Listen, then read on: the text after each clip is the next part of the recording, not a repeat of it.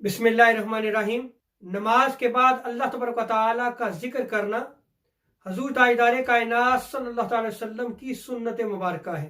जिक्र की दो अकसाम हैं, जिक्र खफी यानी आहिस्ता आवाज से जिक्र करना, यह भी आका अलैहिस्सलाम की सुन्नत मुबारक है, और जिक्र जहरी यानी बुलंद आवाज से जिक्र करना, यह भी आका अलैहिस्सलाम की सुन्नत मुबारक है। आज हम जिक्र करेंगे नमाज के बाद बुलंद आवाज से जिक्र करना। मुहद्दिसीन ने बाकायदा किताब सलात में चैप्टर नेम कायम किया है और उस बाब का नाम रखा है अज़िक्र बाद सलात, नमाज के बाद जिक्र करना।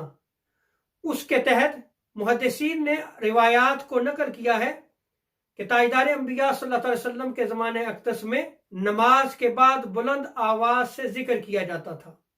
हज़रत अब्दुल्लाह इब्न अब्बास रज़ियल्लाहु ताला अन्हुमा बयान करते हैं कि हुज़ूर ताजदार कायनात सल्लल्लाहु अलैहि वसल्लम के ज़माने अक़दस में नमाज के बाद बुलंद आवाज से जिक्र करना राइज था, यानी नमाज के बाद बुलंद आवाज से जिक्र किया जाता था।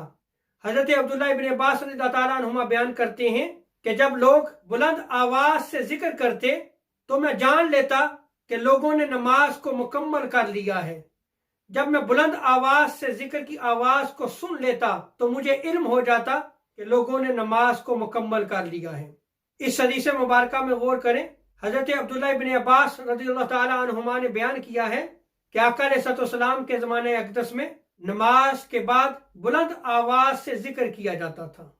इसी तरह हजरत अब्दुल्लाह इब्न अब्बास रज़ियल्लाहु ताला अन्हुमा की दूसरी रिवायत में आता है कि मैं ताजदार कायनात सल्लल्लाहु अलैहि वसल्लम की नमाज के ख़त्म होने को तकबीर के साथ जान लिया करता था, यानी बुलंद आवाज से तकबीर कही जाती थी, अल्लाहु अकबर का जिक्र किया जाता था। मैं उस तकबीर को जब सुन लेता तो मुझे इल्म हो जाता कि ताजदार अंबिया सल्लल्लाहु अलैहि वसल्लम ने नमाज को मुकम्मल फरमा लिया है।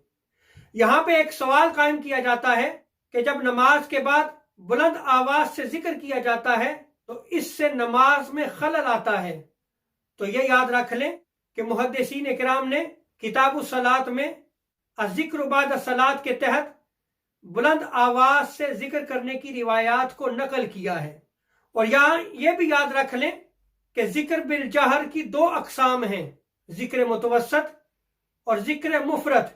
जिक्र मुतवस्सत वो जिक्र है कि जो बुलंद आवाज से जिक्र किया जाता है लेकिन इसमें आवाज दरमियानी होती है, और नमाज के बाद जो बुलंद आवाज से जिक्र किया जाता है यह जिक्र मुतवस्सत होना चाहिए, यानी दरमियानी आवाज से अल्लाह तबारक व तआला का जिक्र करना चाहिए। और इसमें तमाम उलमा का इत्तिफाक है कि अगर जिक्र मुतवस्सत होता है यानी दरमियानी आवाज में अल्लाह तबारक व तआला का जिक्र होता है तो इससे किसी की नमाज में खलल नहीं आता। अल्लाह तबारक व तआला हमें दीन को समझने की तौफीक अता फरमाए। वमा अलैना इल्लल बलाग।